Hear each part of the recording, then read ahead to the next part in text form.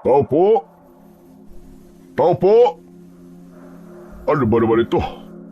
Walang tao ah. Nasaan na ba matandang yun? Saglit nga at masilip ang loob ng kubo nitong ising na to. Baka mamaya tulog lang pala yun. Bingi pa naman. Maingat na iniyakbang ni Kap Julio ang kanyang mga paa. Dahan-dahan siyang sumampa sa malaking batong nakatapat sa bukas na bintana ng silid. Ngunit laking gulat niya nang mamataan niya si Arthur, ang apo ni Apong Ising, na abala sa pakikipaglampungan sa isang babae. Sa labis na pagkabigla, muntik nang mahulog si Kap Julio mula sa batong kanyang tinutungtungan, ngunit agad niyang naalalayan ang sarili sa pagkakahawak sa bintana, dahilan upang magulat at mabulabog ang dalawa. Uy! Anak nang! Bakit nandiyan po kayo? Bakit po kayo naninilip, Kapulyo? Diyos kong mga bata kayo. At saka anong nanililip at pinagsasasabi mo? Hinahanap ko si Ising. Alam ba ito ng lolo mo ha? Na nag-uuwi ka ng babae sa inyo? Kapulyo naman oh. Ano po ba kasing ginagawa niyo riyan? Panira kayo eh. Umalis na nga po kayo riyan. At nang maipagpatuloy na po namin ang naudlot namin ginagawa. Sus Mariosep ka bata ka. Magulos dili nga kayo. Kay pupusok ninyo. Kapag ito nalaman ni Ising, sigurado kong dila mo lang ang walang latay, Arthur. Kapag nalaman po to ni Lolo, sigurado po ako na kayo ang nagsumbong sa kanya. Wala na akong ibang sisisihin pa. Ikaw lang naman ang nakakita sa amin eh. Kaya nga itigil nyo na yung kakatihan ninyo na yan. Hoy ikaw babae, tumayo ka na riyan bago pa dumating ang lolo nitong lokong batang ito. Magkaroon ka naman ng delikadesa sa katawan mo. Dali-daling bumangon ang babae. Halatang balisa at nahihiya. Mabilis niyang binalot sa kumot ang kanyang katawan bago nagmamadaling lumabas ng silid. Iwas na iwas ang tingin niya kay Kap Julio. Ano ba naman yan? Sana isinarado niyo na lang ang bintana. Tarantado ka talaga bata ka, no? Ayaw mo talaga magpapigil. Bakit po ba kayo nandyan, Kapulyo? Tsaka umalis na nga po kayo dyan sa pagkakasampa nyo sa bato. Baka mamaya mahulog pa kayo dyan at mabagok kayo eh. Oo nga naman pala. Saglit. At bababa lang ako. Magbibihis lang po ako. Lalabas din po ako agad. Hintayin nyo na lang po ako. Siguraduhin mo lang ha. Mamaya ipagpatuloy niyo pa pala yung naudlot niyong ginagawa dyan. Para namang wala kang tiwala sa sinasabi ko, Kapulyo. Abay wala talaga. Sa itsura mo pa lang na yan kahit siguro walis tambo na dinamitan ipapatusin mo. Grabe ka naman sa akin, nasamahan niyo naman, Kapulyo. Sige na, magbihis ka na. Hintay kita rito sa labas. Mabilis na nagbihis si Arthur at agad na lumabas upang harapin si Kap Julio na tahimik na naghihintay sa labas. Bakas pa rin sa mukha ng matanda ang pagkadismaya nang lumabas si Arthur kasama ang babae. Aba, bis na bisa. Pero kanina lang, halos walang saplot ko kayong namataan. Parang walang nangyari sa inyo, ano? Si Kap Julio talaga Itigil niyo na nga po yan. Nahihiya na po tuloy si Chichay sa inyo eh. Chichay pala ang pangalan nitong nobya mo. Maganda kang bata ka. Nobya ka ba talaga nitong si Arthur? Opo. Hindi mo ba alam na marami kayo? Hindi lang ikaw ang nag-iisang nobya nitong si Arthur. Kapulyo naman. Salot po kayo sa relasyon ko Huwag naman ganyan. Mahal, huwag ka maniwala sa mga sinasabi niya. Teka, totoo po ba yan? Abay, hindi mo ba alam? Kung ganun, ang malas mo naman. Alam mo bang tirador ang batang ito ng mga panty ng mga kababaihan? Sa madaling sabi, babaero itong si Arthur. Nako, Chichay, binabalaan na kita. Iiyak ka lang sa batang ito. Bago niya pa makuha ang gusto niya, layuan mo na siya. Kapulyo naman, minsan na nga lang ako magkanobya, sisiraan mo pa ako. Biro lang yon, Chichay. Pinapakabalang kita. Ano ba yan? Muntik niyo na po ako mapaniwala, Kap. Mabuti naman itong si Arthur. Sa tagal ng pagkakaibigan namin ng lolo nito kilala-kilala ko na ang batang yan. Ikaw pa lang ang babae na dinala niyan dito. Ang akin lang, huwag niyong madaliin ang lahat. Humarap muna kayo sa altar bago kayo gumawa ng bagay na pagsisisihan niyo sa bandang huli. Ito tatandaan niyo na kapag magkabiyak na kayo at may hahandog niyo na sa isa't isa ang sarili niyo ng buo, walang kasing saya yun. Yan. Yan ang gusto ko kay Kap Julio. May aral na ibinibigay. Kap, salamat po ah. Kaya umayos ka, Arthur, ha? Kung ayaw mong mabatukan ka namin ng lolo mo. Pasensya na po talaga. Nadala lang po kami ni Arthur sa bugso po ng damdamin. Hindi na po mauulit. Abay, dapat lang. Kayong mga bata kayo, dapat ginagabayan pa kayo eh. Nasa tamang edad na po ako, Kap Julio. 20 anyos na po ako at hindi na po bata. Sa katunayan, kaya ko na nga pong makagawa ng bata eh. Hindi ba, Chichay? Humarap si Arthur sa nobya niyang ngayoy namumula at hindi makatingin ng diretsyo. Halatang nahihiya sa pinagsasasabi ni Arthur. Kayong dalawa, harap-harapan pa talaga kayo kung maglandian ano? Naiinggit lang po kayo dahil tumanda po kayo ng mag-isa. Aba, matabil ang dila ng batang to ah. Simula pagkabata, nakagis na ni Arthur, si Kap Julio, ang matalik na kaibigan ng kanyang lolo na si Apo Ising. Isang kilalang manggagamot sa kanilang bayan. Madalas niyang makita ang dalawa noon na magkasamang naglalakad patungo sa kabundukan upang mangolekta ng mga halamang gamot o tumulong sa mga may sakit sa kanilang baryo. Dahil parehong abala sa Maynila ang kanyang mga magulang, iniwan si Arthur sa pangangalaga ni Apong Ising upang may makasama ito sa probinsya. Sa piling ng kanyang lolo at ni Kap Julio. Minsan, tinuturuan din siya ng mga ito ng sinaunang kaalaman sa panggagamot, mga dasal na panlaban sa mga masasamang espiritu, sa mga nilalang na gumagala sa gabi, at pati sa mga aswang. Ngunit hindi kasimbiyasa si Arthur ng kanyang lolo. Teka Kap, bakit po pala kayo nandito? Nakauwi na po pala kayo galing bakasyon nyo eh. Ang kaso wala po si Apo Ising eh. Pumunta po siya sa kabila pang nayon. May gagamutin daw siya. At baka 1 linggo pa po bago po makabalik yun. Grabe naman paggagamot yan. At 1 linggo siyang mawawala. Mangyaring malayo po kasi. Saka nilakad lang po nila. Kung ganon, 1 linggo ka rin magpapakasayang damuho ka dahil wala ang lolo mo. Baka mamaya ang mga pinagsasasabi nyo ngayon na hindi nyo nauulitin ay maulit na naman. Tapos maya-maya ay magulat na lang ako. Umbok na ang tiyan itong nobya mo. Grabe, sobra naman po kayo sa akin, Kap Julio. Akala nyo naman ganun ako kabagsik. Ginagabayan ko lang kayo nang malagay kayo sa ayos. Teka, sino ba kasama ng lolo mong umalis? Si Mang Mandy po. Ang sabi, matagal na raw po na hindi kumakain ng pagkaing natural ang gagamutin po ni lolo. Madalas magwala at ang gusto daw sariwang karne. Naglalaway pa nga daw po tapos namumula ang mata. Kaya raw po ikinadena na.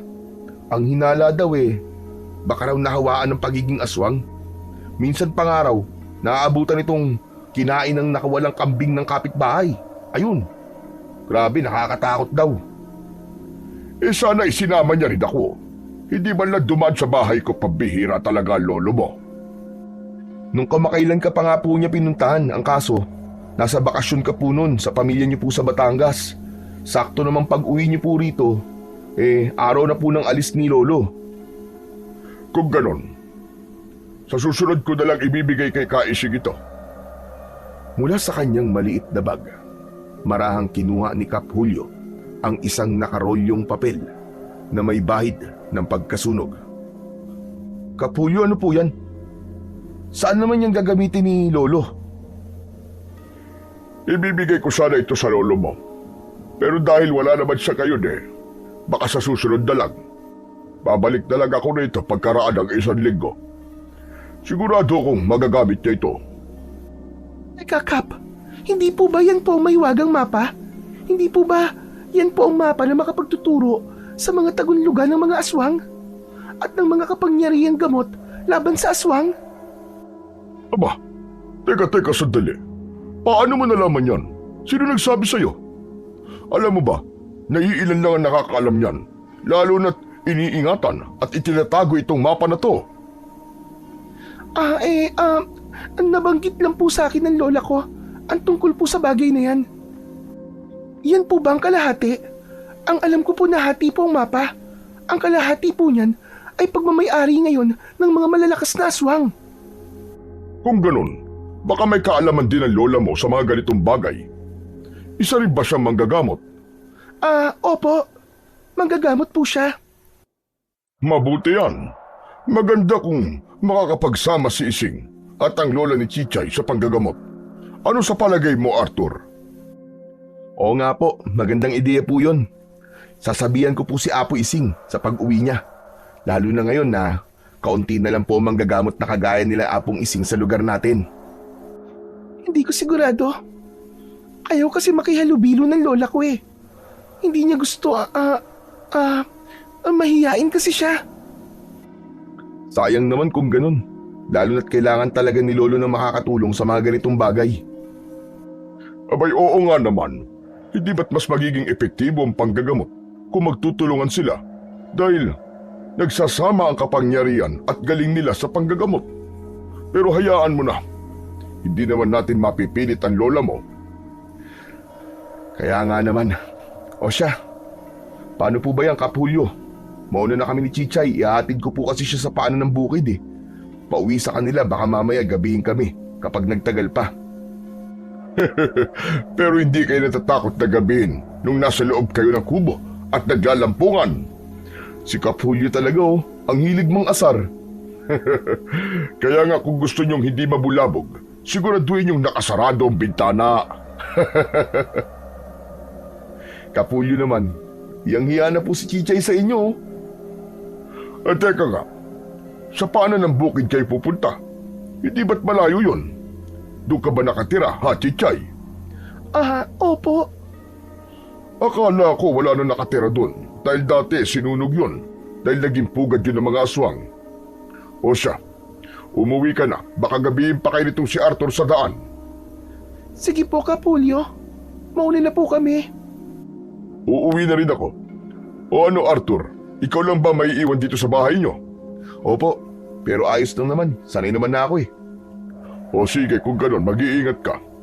Mag-iingat kayo sa daan. Sige po, Kap. Ingat din po kayo.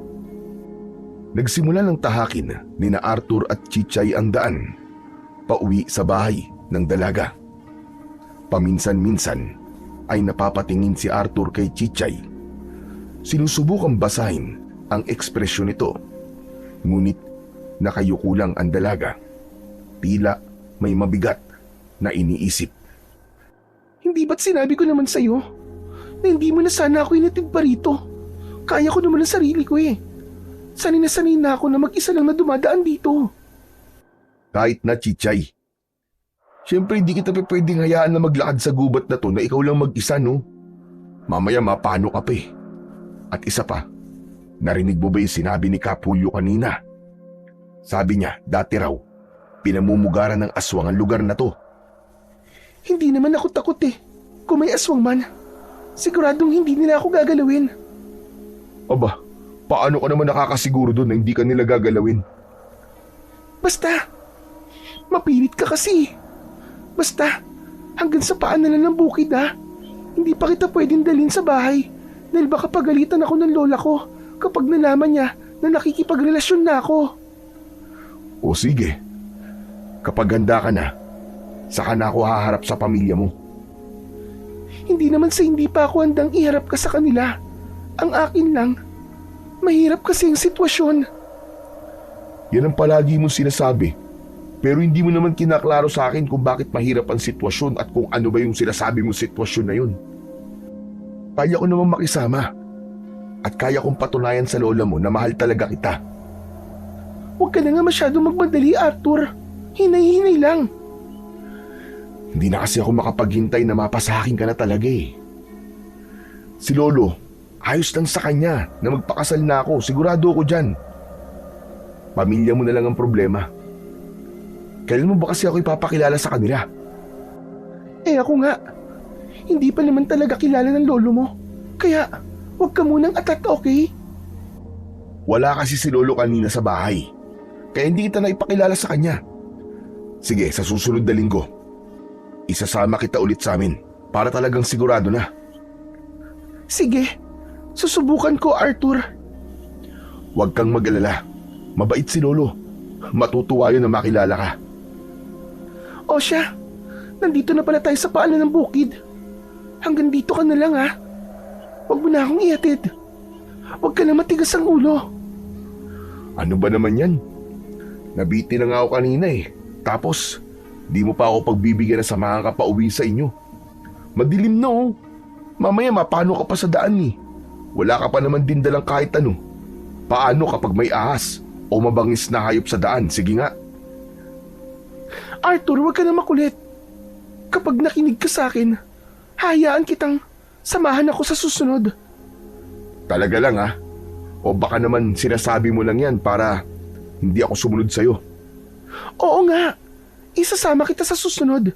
Pero wag muna ngayon dahil hindi ligtas. Sige na, umalis ka na bago ka pa nila makita. Teka, sino ba sila? Pamilya mo ba? Bakit gano'n na lang ang takot mo na makita nila ako? Wala, basta. Hindi pa kasi nila alam na tayo ni. Sige na. Umalis ka na, Arthur. Bilisan mo. Grabe. Pinapaalis mo na kagad ako. Wala bang isang halik dyan? Halika na nga, lumapit ka na nga rito para makaalis ka na. Oh, teka. Bakit sa pisngi lang? Gusto ko sa labi. Ano ba naman yan, Arthur? Magrereklamo ka pa eh. Sige na nga. Bago pa man magtagpo ang mga labi ni Chichay at ni Arthur, isang matigas na kamay ang biglang dumakma sa braso ng dalaga at mariing hinila siya palayo. Napaigik siya sa sakit. Dama ang pagkakabaon ng mga kuko sa kanyang balat. Nagulat si Arthur at agad na napalingon. Ngunit dahil sa dilim ng paligid, hindi niya maaninag kung sino ang taong yun. Balot na balot ito ng makapal na balabal at tanging ang galit na mga mata lamang ang kanyang nasilayan. Nandirito ka lang pala, Chichay. Kanina pa kitang hinahanap. At ngayon, makikita kitang nakikipaglandian. Nakakahiya ka. Aray ko po, bitiwan niyo na po ang braso ko, Nanang Puling. Nasasaktan po ako. Bitiwan mo si Chichay! Sino ka ba? At bakit mo sinasaktan si Chichay? Tigilan mo na ang apo ko, binata. Kung ayaw mong gawin kitang merienda namin. Sino ka ba? At isa pa, mahal ko po si Chichay. Hindi mo ako mapipigilan na lumapit sa kanya. Hughang ka. Isa kang malaking tanga. At sino ba ako, kamo? Ako lang naman ang lola ni Chichay. At hindi ko gusto ang paglapit mo sa apo ko. Nanang Puling, hayaan niyo na po si Arthur. Umuwi na po tayo, sige na po. Arthur, umuwi ka na, sige na. Bilisan mo na, umalis ka na rito. Pagbibigyan kita ngayon. Pero sa oras na makita ko kayo ulit na magkasama, hindi ko alam kung anong magagawa ko sa binatang yan. Arthur, umuwi ka na sa inyo, sige na. Bago ka pa maabutan ng mga kasama ni Nanang Puling. Bilisan mo. Pero, Wala nang pero. Sige na. Pwede ba sundin mo na lang ako? sige. Mauuna na po ako. Mag-iingat ka, Arthur. Tinanaw na lamang ni Chichay ang nobyong nagmamadaling lumayo, habang siya naman ay mahigpit pa ring hawak ni Nanang Puling na walang tigil sa mariing pagkakahawak nito sa kanyang braso. Sa tindi ng galit, pabagsak siyang ibinilibag nito sa lupa. Dahilan upang mapasinghap siya sa sakit at mapahikbi. Ang galing mo rin talaga, Chichay, ano? Alam mo naman kung gaano ang galit ko sa mga tao. Tapos ngayon, makikipagrelasyon ka. Pinapainit mo ba ang ulo ko? Nananadya ka ba? Alam mo naman kung ano ang ginawa ng mga yan sa nanay at tatay mo. Nanang Puling, iba po si Arthur, mabait po siya. Hindi po siya kagaya ng mga taong nanakit sa pamilya natin at umubos po sa lahi natin. Akala mo ba, Chichay, ay mabibilog mo ang isip ko? Hindi. Buo na ang pasya ko. Nahihiwalayan mo ang lalaking yon.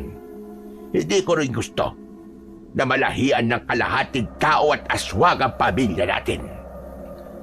Iibig ka sa isang aswang, hindi sa isang tao. Nanang Puling naman, desisyon ko na po ito. Pinapangunahan mo ba ako, ha, Chichay? Tandaan mo, hindi ka mabubuhay kung hindi dahil sa akin. Kaya wala kang karapatan na tumanggi sa gusto ko. Ako ang may hawak sa buhay mo. Pero, sawa na po ako sa ganito, Nanang Puling. Ayoko na po ng ganito. Gusto ko naman po maranasan ng maayos na buhay. Yung hindi kailangan magtago. Kung ganon, alam ba yan ang nobyo mong yon na isa kang aswang na pumapatay ka at pumupuntirya ng mga tao? Hindi pa po. Pero balak ko naman po sabihin at alam ko naman na matatanggap po ako ni Arthur. Ilusyonada ka. Walang tao tatanggap sa aswang. Lalo na at ilang tao na ang kinain mo, Chichay. Alam ko rin na hindi mo kayang tanggihan ang tawag ng laban. Kung hindi mo nga lagyan na pupusuan si Arthur, baka matagal mo na rin siyang naging biktima. Kilala ko po si Arthur. At kaya niya akong tanggapin kung sino man talaga ako. Sige lang, Chichay. Paniwalaan mo ang sarili mo. Hanggang hindi ka natatauhan. Pero hindi ako magagakong hindi ko gagalawin niyang si Arthur na yan. Lalo na sa oras na tumanggi ka sa gusto kong mangyari. Ako mismo ang magpapakain sa'yo sa mga laman loob niya. Hayaan niyo na po kami ni Arthur, Lola. Naalala mo po ba ang sinabi mo sa akin tungkol sa mahiwagang mapa? Nakita ko po yun. Nakita ko po ang kalahati sa kaibigan ng lolo ni Arthur. Ano sabi mo? Ulitin mo nga ang sinabi mo, Chichay. Ibibigay ko po yun sa inyo kapag hinayaan mo ako at si Arthur na ipagpatuloy po ang relasyon namin. Sigurado ka ba sa sinasabi mo, Chichay? O baka gawa-gawa mo lang yan para bilugin ako at hayaan kayo na lalaking yon? Hindi po ako nagsisinungaling, Lola. Kilala mo ako, Nanang Puling. Hindi ako marunong magsinungaling. Nagsasabi ako ng totoo. Kung ganon, sige. Ibigay mo yun sa akin bago sumapit ang ika-6 na kabilugan ng buwan. Masusunod po, Nanang Puling. Hihintayin ko lang po na maibigay yun ni Cap Julio sa lolo ni Arthur bago ko yun nakawin. Mabuti may silbi ka naman pala, Chichay, kahit matigas ang ulo mo. Sige na, tumayo ka na riyan at nang makauwi na tayo. May bago tayong biktima. Alam kong naglalaway ka na, Chichay. Nananabik ka na sa laman. Hindi na po ako kakain ng karne ng tao. Mga hayop na lang po ang pupuntiryahin ko. Tignan natin kung hanggang saan ang kaya na sikmura mo. Tumayo ka na riyan bago pa kita kalan ka rin. Marahang tumayo si Chichay at tahimik na sumunod kay Nanang Puling na ngayoy nakangising tila may binabalak habang tinatahak ang madilim na daan. Hindi niya mapigilang mapangiti nang marinig mula kay Chichay na alam nito kung nasaan naroon ang mahiwagang mapa, ang bagay na matagal na nilang hinahanap. Nanang Puling, gusto ko po sanang padalawin si Arthur sa lugar natin. Sa baryo po natin. Mabilis na lumangdas ang galit kay Nanang Puling nang harapin ang kanyang apo. Naglalagablab ang kanyang mga mata. Anong sinabi mo? Tama ba narinig ko, Chichay? Na gusto mo padalawin ang lalaking yun sa lugar natin? Sa baryo ng mga aswang? Hindi ba't binalaan na kita? Na kapag nahuli ang baryo natin ng mga tao, ay siguradong mauubos tayo. Gusto ko po siyang ipakilala sa mga kalahi natin para kung sakali man, hindi nila maging biktima si Arthur. Gusto ko po siyang ilayo sa kapahamakan ng mga aswang at markahan ng amoy natin. Baliw ka na talaga sa lalaki yon, Chichay. Pero alam mo ba, na mas magiging mapanganib ang buhay niyang nobyo mo kapag dinala mo siya sa lugar natin. Mas marami magkaka-interes sa kanya. Lalo at paisa-isa na lang ang napupuntirya natin ngayon. Kahit ako, hindi ko rin alam kung hanggang saan ang kakayanin ko sa pagpipigil na hindi pag-interesan ang labang loob ng lalaking yon. Ako na po ang bahala sa kanila, Nanang Puling. Tandaan mo rin po ang usapan natin. Gusto kong tuparin niyo po ang usapan natin. May isang salita naman po kayo siguro. Hinahabol mo ba ako, Chichay? Hindi naman po sa ganon. Bahala ka sa kagustuhan mo.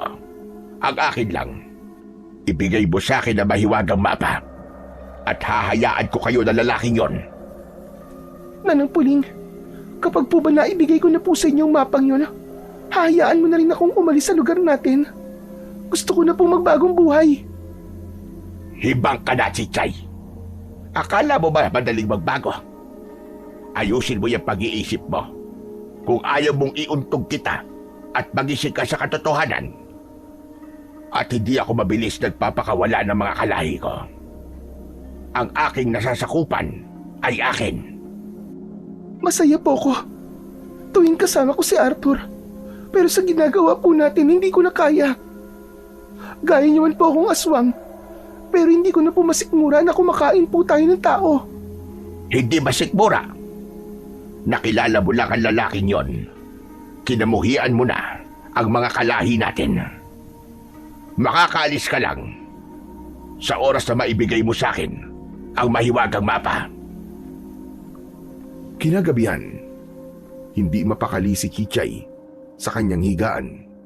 Paulit-ulit niyang pinipilit na matulog, ngunit nananatiling gising ang kanyang diwa. Sa kalaunan ay tumayo siya at sinilip ang silid ni Nanang Puling, ngunit wala roon ang matanda.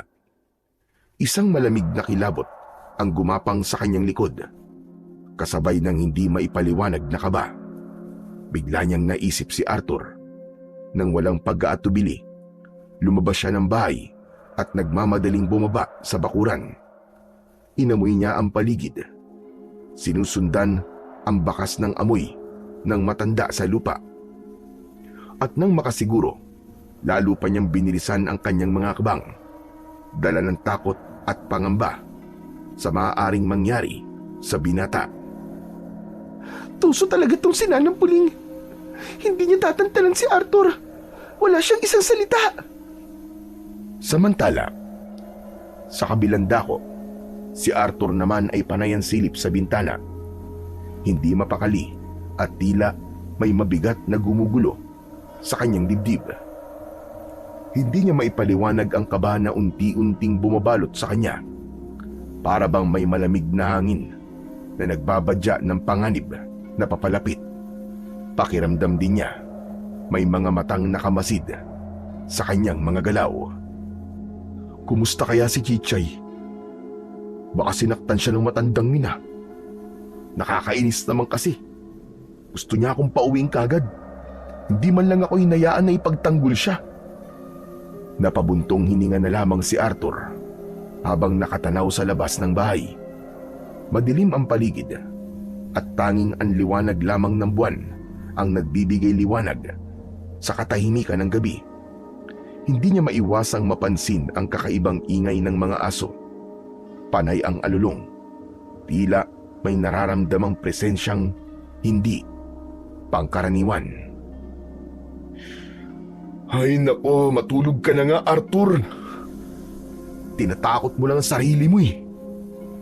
Akmang isasara na ni Arthur ang bintana nang bigla niyang maramdaman ang malamig at magaspang na kamay na dumampi sa kanyang palapudsuhan. Napapitlag siya at halos hindi makagalaw nang ang mahabang kuko ay bumaon sa kanyang balat. Nanlumo sa takot si Arthur nang makita sa labas ng bintana ang nakasampang isang nilalang. Itim na itim ang balat, nababalot ng makapal na balahibo at nagliliyab sa pulang liwanag ang mga mata. Sa bawat paghinga nito ay may kasamang mahinang ugong at masangsang na amoy. Kumintab rin ang mahahabang pangid na mas lalong nagpakaba sa kanya. Nasasabi ka ko sa iyong laman. Matagal na rin ako hindi nakakatikim ng binata. Aswang! Aswang, tulong! Tulungan niyo ako mga kapitbahay! Gumising kayo, tulong! May aswang! Walang makakarinig sa'yo. Wala nang makakatulong. Ginamit ko na ang aking kapangyarihang pangikil. Isang sumpang kayang pahintuin ang sino maggagalaw laban sa akin. Nasa ilalim na sila ngayon ng aking puwersa. At wala kang magagawa kundi sumigaw habang ikaw ang panghimagas ko ngayong gabi. Aswang! Lumayo ka! Lumayo ka, halimaw! Demonyo ka! Talabis na takot ay hindi na alam ni Arthur ang gagawin. Nanginginig ang kanyang mga kamay habang mabilis na dinampot ang krus na nakasabit sa dingding. Itinapat niya yon sa nilalang na unti-unting lumalapit sa kanya. Sa ngalan ng Ama! Sa ngalan ng Panginoon! Inuutusan kitang bumalik sa impyerno! Aswang ka! Tawagin mo na ang lahat ng santong kilala mo. Ngunit wala ka na kawala. Ang dasal mo ay ikaw lang ang makakarinig. Ganun? Akala mo ba natatakot ako sa'yo? Hindi ako natatakot sa'yo! Hindi mo ako maloloko. Tunay kang natatakot. Naaamoy ko yun sa'yo. Isa kang duwag. Lumundag ang aswang patungo sa higaan ni Arthur. Kasabay na umalingaw-ngaw ang malakas na kalabog. Napaatras si Arthur sa matinding takot hanggang sa mapasalampak siya sa sahig. Nanginginig man, mabilis siyang gumapang at nagsumiksik sa sulok ng silid. Niyakap niya ang krus sa kanyang dibdib habang pinagmamasdan ang nilalang na dahan-dahang lumalapit sa kanyang direksyon. Naglalaway ito at walang sawang humahalakhak na parabang demonyo na siyang nagpapatindig balahibo sa kanya. Uubusin ko kayong lahat. Wala akong ititira ni isa sa inyo. Kung kaya mo, matapang ka lang naman kasi may kapangyarihan ka. Pero kung wala kang kapangyarihan, siguro, bahag rin ang buntot mo. Anong sinabi mo? Ang sabi ko, isa kang malaking salot sa mundo. Kayong mga aswang kayo. Sana maubos na kayo, mga demonyo kayo. Naririnig ako sa boses mong binata ka. Dapat ka nang patahimikin. Itinaas ng aswang ang mahahaba nitong kuko. Kumikislap yon sa liwanag ng buwan habang handa ng butasin ang dibdib ni Arthur.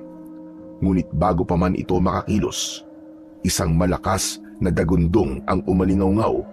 Kasabay nito ang pagkasira ng takip ng bintana na gawa sa pawid. Isa pang nilalang ang bigla na lamang lumusot sa saradong bintana dahilan ng pagkasira nito. Napasinghap si Arthur nang makita na isa rin itong aswang. Mabilis nitong hinila ang aswang na gustong lumapa kay Arthur palabas ng bahay. At sa isang iglap, nagbanggaan ang mga ito sa labas ng bahay. Umalingaw-ngaw ang kanilang mga alulong habang naglalaban.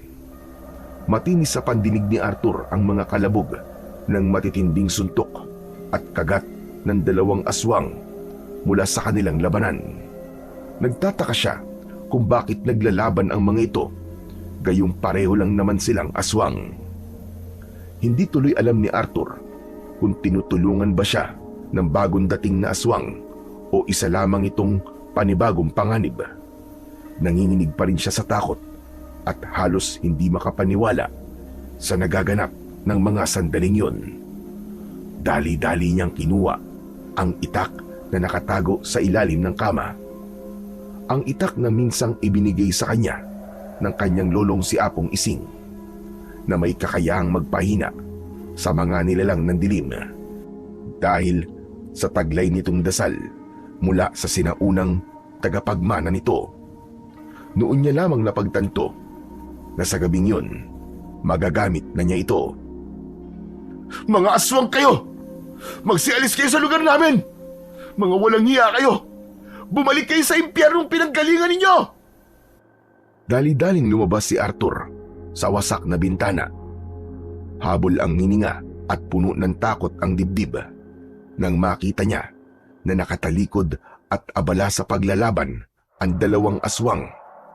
Walang pag-aalinlangan niyang itinaas ang itak at buong lakas na itinaga ito sa likod ng aswang na gusto sanang lumapa sa kanya. Napasigaw ang aswang sa sakit. Ang tinig nito ay umalingaw-ngaw sa paligid na para bang kulog. Walang hiya ka! Kapag nahuli kita, sisiguraduhin kong magkakalasog-lasog ang buto mo! Nanlaki ang mga mata ni Arthur nang bumaling sa kanya ang aswang na mabilis na umatake. Ngunit bago pa man makakilos, mabilis na sumulpot at pumigil sa kanya ang isa pang aswang, at yun ay si Chichay. Nagalit din. Nalaman ni Chichay na patungo si Nanang Puling sa direksyon ni Arthur.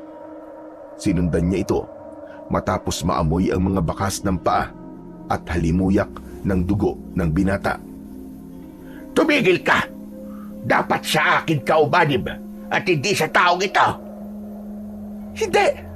Poprotektahan ko siya! Ako ang makakalaban mo sa oras na saktan mo siya! Wala kang isang salita! Hindi ba nangako ka na sa akin? Nangako! Hindi! Wala akong panghahawakan salita. Kaya kong hanapin ang banal na papa ng ako lang na hindi ka na kailangan pang inutil ka. Teka, ano itong... Aray! Leche! Anong ginawa mo sa akin? Anong ginawa mo sa likod ko? Yan ang bagay sa'yo, loko ka! Demonyo ka! Akala mo ba? Normal lang na itak ang itinaga ko sa likod mo. Isa tong banal na itak! Sige, sa ngayon, tatanggapin ko ito bilang isang pagkatalo. Pero tandaan mo, babalik pa ako! Babalik ako! Mabilis na tumalon-talon ang aswang palayo. Iniinda ang sugat sa likod na patuloy na tumatagas ang malapot at maitim na likido. Samantala, humarap si Chichay kay Arthur. Dahan-dahan siyang lumapit. Mabigat ang kanyang bawat takbang. Si Arthur naman hindi mapakali. Hindi niya alam kung dapat ba siyang tumakbo. Hindi niya namumukaan si Chichay dahil sa kakaibang anyo nito. Ikaw, anong pakay mo sa akin, aswang ka? Lumayo ka sa akin bago pa kita mataga! Hindi sumagot si Chichay at tanging iling lamang ang ginawa. Kung wala kang pakay, bakit nandito ka? Sinabi ko sa'yo, huwag ka lalapit sa akin. Kung ayaw mong igaya kita sa isang aswang na yon, lumayo ka! Nagpatuloy lamang sa mabagal na paglakad ang aswang na si Chichay habang nakatitig kay Arthur. Nang makalapit, marahan niyang hinaplos ang mukha nito gamit ang mahahaba niyang kuko. Bago pa man makapagsalita si Arthur, bigla na lang itong tumalikod at nagmamadaling tumalon palayo. Tarantadong aswang yun ah! Para bang Gusto pa yata ako. Pinagnanasaan ba naman ako? Pero kung sa bagay, sino ba namang makakatanggi sa alindog ko, di ba? Ang hirap talaga maging gwapo. Makapasok na nga lang ulit sa loob ng bahay. Baka mamaya, bumalik pa yung mga pangit na aswang na yun eh. Buong gabi, halos hindi makatulog si Arthur. Paulit-ulit niyang iniikot ang tingin sa paligid. Bawat kaluskos at huni ng kuliglig ay nagdadala sa kanya ng kaba. Takot siyang baka bumalik ang mga aswang at muli siyang gawing puntirya. Kaya kinaumagahan, pagbungad pa lang ni Kap Julio sa pinto, agad niyang napansin si Arthur na namumugto ang mga mata at may makapal na eye bags. Halatang walang tulog. Oh, ano klaseng mukha yan, Arthur, ha? Ano ba nangyari sa'yo? Bakit parang wala kang tulog? Dinaig mo pa nagbantay sa sanlibutan, ha? Wala naman talaga akong tulog, Kap eh. Naku, Kap Julio, hindi ka maniniwala sa nangyari sa akin kagabi. Aba, bakit? Ano ba nangyari sa'yo? Para maging mukha kang ganyan. Awa naman kayo ng tawa, Kap. Pero kahit ganito naman ako eh, gwapo pa rin ako, no? Di naman siguro magkakagusto sa akin si Chichay kung hindi ako maalindog, no? Maalindog ka dyan. Baka hambog ka mo. Ikaw ang kapal talaga ng apog mo, ano, Arthur? Sige na nga, sabihin mo na lang kung ano nangyari sa'yo. Kagabi raw narinig ka ng mga kapitbahay mo na sumisigaw ka, kaya nga ako nagpunta rito sa'yo para kumustahin ka.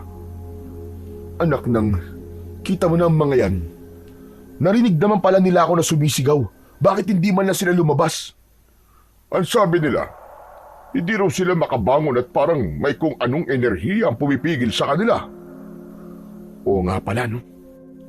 Yun na nga eh. Kap, ginambala ako ng mga aswang kagabi. Yung isang aswang, balak sana akong gawing pagkain. Buti na lang, dumating ang isa pang aswang na mukhang natipuhan ako, Kap. Alam mo ba, Kap Julio, iniligtas din ako ng aswang na yun dun sa aswang na gustong kumain sa akin. Hindi ka panipaniwala, no? Parang pelikula nangyari kagabi, no? Teka, paano mo naman nasabi yan? Na baka may gusto sa'yo yung aswang? Abay, alam mo bang hinaplos ang mukha ko bago umalis? Ramdam na ramdam ko talaga na nainlove sa akin ang aswang na yun. At ano, huwag mo sabihin sa akin na parang gusto mo pang patusin ang aswang na yun. Nako, maghunos dili ka, Arthur. Aminado ako, Kap, na sexy yung aswang na tumulong sa akin. Ang ganda ng hulma ng puwet niya, malaki at matambok. Pero hindi ko ipagpapalit sa mukha ng halimaw na yun ang maamong mukha ng Chichay ko, no? Yun naman pala, kay Chichay ka pa rin uuwi. Ang kaso, Kap. Oh, bakit? Parang nalungkot ka bigla. Mukhang ayaw sa akin ng pamilya ni Chichay eh. Kagabi, nanghahalik na sana sa akin si Chichay. Bigla na lang may humatak na matanda sa kanya. Abay, lola niya pala. Ah, kaya ka pala malungkot ngayon dahil bitin ka. Dahil hindi ka nahalikan ni Chichay. Tarantado itong batang to. Si Kap naman eh. Bukod pa ron, Kap, sinabihan pa ako nung lola niya na layuan ko na raw si Chichay kung ayaw ko raw na maging merienda nila. Oh, ano ngayon ang plano mo? Bala ko pong puntahan si Chichay ngayon. Ang kaso hindi ko alam kung saan siya nakatire. Nobya mo tapos hindi mo alam kung saan nakatira. Ayaw niya nga kasing ipaalam sa akin. Hindi ko nga alam kung bakit palagi niyang sinasabi na delikado raw. Sabi ko naman sa kanya, kung haharapin ko ang pamilya niya, ay handa kong ipakita na seryoso ako sa kanya. Baka naman siya ang hindi seryoso sa'yo. Ramdam ko naman po na mahal din ako ni Chichay. Hindi pa lang siguro siya handa na iharap ako sa pamilya niya. Kaya nga naman sa ngayon, huwag mo munang madaliin ang lahat. Alam ko naman na nagmamadali ka ng pakasalan si Chichay at makabuo ng pamilya. Pero bata pa naman kayo. Kilala ko rin si Ising at siguradong may basbas ka na mula sa kanya. Eh yung basbas niyo po. Nako, Parang apo na rin kita. Sa tagal ba naman namin magkaibigan ng lolo mo eh. Kilalang kilala na kita. Kaya kahit sino pa yung gusto mo, basta mahal ka rin, ayos lang sa amin. Maliban na lang siguro kung aswang. Malabo naman po siguro na magkagusto po ako sa aswang. Abay dapat lang. Gagawa ka na lang din ng lahi sa aswang pa. Baka mamaya magising ka na lang na kinakain ka na. Bakit naman po ako matatakot na kainin, Kap? Masarap po yun. Halika nga rito nang mahambalos kitang bastos kang bata ka. Ay nako, kung ano-ano iniisip mo. Biro lang po, Kap. Kailan ba uuwi si Ising? Hindi na ako makapaghintay pa na ibigay sa kanya ang mahiwagang mapa. Para saan po ba ang mapa na yun? Ayon sa alamat, Arthur, ito ang magtuturo patungo sa pinagmumula ng liwanag kung saan nakatago ang batong may kapal na pinagmumula ng kapangyarihang nagpapagaling at nagtataboy sa kasamaan. Ang mga aswang na dating mga nilalang din ng liwanag bago sila isinumpa ay nagnanais na makuha ang mapa upang baligtarin ang sumpa at angkinin ang kapangyarihang yun para sa kanilang sarili. Kapag napasa kamay nila ito, maaari nilang baluktutin ang kapangyarihan ng liwanag at gawing itim na mahika upang mas maging makapangyarihan at hindi mapatay ng tao o ng mga manananggol. Dahil dito, itinagong mabuti ng mga manggagamot ang mahiwagang mapa. Ipinapasa lamang ito sa mga karapat-dapat, yung may pusong busilak at handang ipagtanggol ang sangkatauhan laban sa kadiliman. Sana sa susunod na araw makauwi na po si Apo Ising para malaman niya na ang tungkol dito. Kaya nga sabik na ako sa kaibigan kong yon. Siya nga pala, Arthur, maiwan na kita. Ikaw nang bahala rito. Kaya mo ba mamayang gabi na ikaw lang mag-isa? Hindi ka ba natatakot na muling bumalik ang mga aswang na yon? Hindi na po ako natatakot kung babalik man sila. Lalabanan ko po sila. Tama yan. Isang matapang na manggagamot si Apo Ising. Kaya dapat matapang ka rin. Kung bumalik man po mga yon, nakahanda po akong harapin sila. Tama yan, Arthur. Huwag kang papakain sa takot mo. O siya, paano ba yan? Aalis na ako. Binisita lang kita saglit at ako'y pupunta pa ng bayan para bumili ng gamot ko sa tuhod. Sige po, Kap. Mag-iingat po kayo. Salamat po sa pagbisita.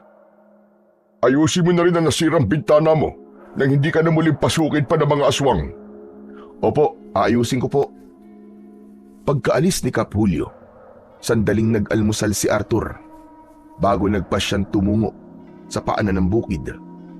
Doon siya nagpalipas ng maghapon. Nakaupo siya sa lilim ng punong mangga. Tahimik na nakatanaw sa masukal na daan patungo sa bahay ni Chichay.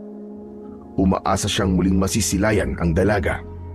Ngunit habang lumilipas ang oras, walang Chichay ang dumating. Unti-unting napawi ang kanyang pag-asa. Sa huli ay napapikit na siya dahil sa sobrang pagod. Hindi niya namalayan na siya ay nakatulog na. Nagising si Arthur sa malakas na ingay sa paligid. Tila kalansing ng mga kaldero at kawali na pinupukpok ng sabay-sabay.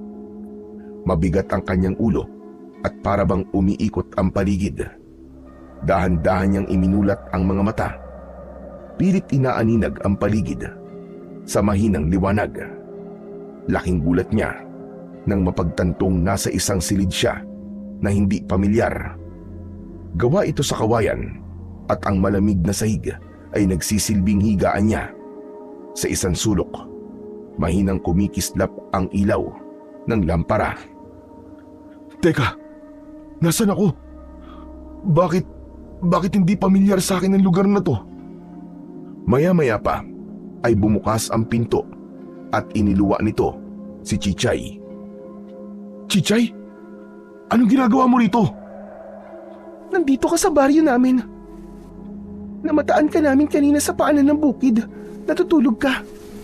Dinala na lang kita rito dahil hindi ligtas doon ng ikaw lang. Dinala mo ko? Teka, paano mo ko binuhat? Siyempre, Nagpatulong ako. Ano ka ba naman? Nakakapagtaka naman. Hindi man lang ako nagising. Baka kasi pagod na pagod ang katawan mo. Pero imposible namang hindi ako magising. Nakakapagtaka yun, di ba? Ang importante nakita kita ron bago ka pa pagdiskitahan ng kahit na sino.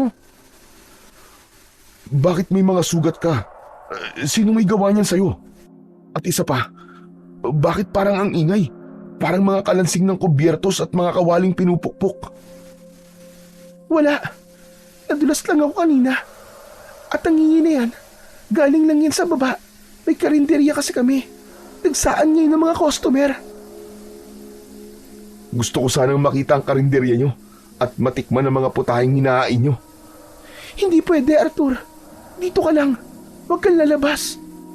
Ha? Bakit naman? Kasi, baka utusan kanina ng puling o pagalitan ako na nandito ka. Alam kong pagod ka kaya magpahinga ka na lang dito. Dito na lang tayo, Arthur. Huwag ka na bumaba o subuking sumilip sa labas. Lumapit si Chichay sa kanyang aparador at may kinuhang maliit na bote roon bago lumapit kay Arthur at ipinahid ito sa kanyang balat. Teka, anong pinapahid mo sa katawan ko, Chichay? Alam mo bang naninibago ako sa'yo? Para kang balisa eh. Para ba tayong may iniiwasan? Wala, Arthur. Huwag ka nalang makulit. Pwede ba yun?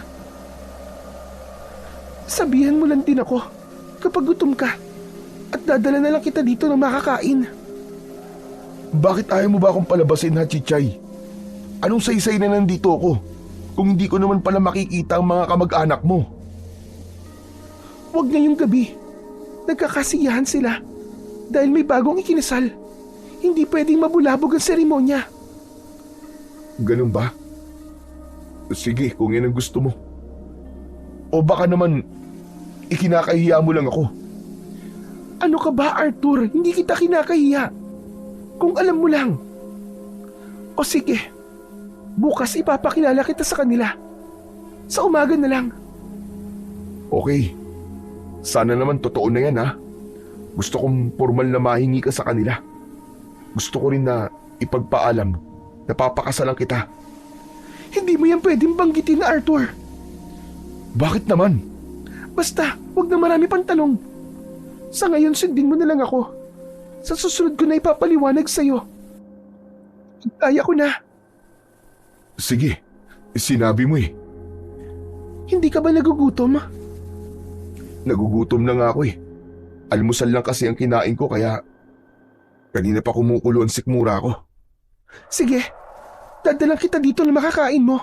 Hintayin mo lang ako, ha. Yung bilin ko sa'yo, huwag kang lalabas at huwag ka ring sisilip. Sige. Babalik din kaagad ako. Tumango na lamang si Arthur sa kanyang nobya. Bagamat hindi pa rin mapakali ang kanyang isipan. Bakit nga ba ayaw ni Chichay na ipakilala siya sa mga kamag-anak nito ngayong gabi? Lalong lumalim ang kanyang pagdududa, lalo na't hindi mawala sa isip niya ang mga sugat sa katawan ng dalaga. Malalalim, mahahaba, at tila hindi gawa ng pangkaraniwang aksidente lang. Tumayo siya at marahang lumapit sa maliit na siwang ng dingding. Sinilip niya sa labas. Madilim ang paligid at tanging liwanag ng apoy mula sa mga sulo ang nagsisilbing ilaw sa baryo. Walang kuryente at tila napakalayo talaga sa kabiasnan. Pero sa kabila ng dilim, naaaninag niya ang mga tao sa labas na nagkakasiyahan at nagtatawanan. Kumakain sa mahabang lamesa. Hindi niya alam kung ano ang nasa pinggan, pero may kakaibang pakiramdam siya. Biglang nakarinig si Arthur ng mga yabag papalapit sa silid. Dali-dali siyang umurong at bumalik sa kanyang pwesto. Pinilit itago ang kaba. Ilang sandali pa, bumukas ang pinto at pumasok si Chichay. May dalang mangkok ng kanin at pinakulo ang okra. Akala ko ba may kasal? Bakit walang karne? At isa pa, di ba, sabi mo may karinderya kayo? Huwag ka na magreklamo. Di hamak na mas masarap naman ang gulay kumpara sa karne. Tama ka nga naman. Chichay, nasan pala ang lola mo? Gusto ko lang humingi ng paumanhin sa kanya. Matapos ko siyang masagot-sagot nung magkita kami. Hayaan mo na yon. Wala na yun sa isip niya. Eh ikaw, kumusta ka naman dito?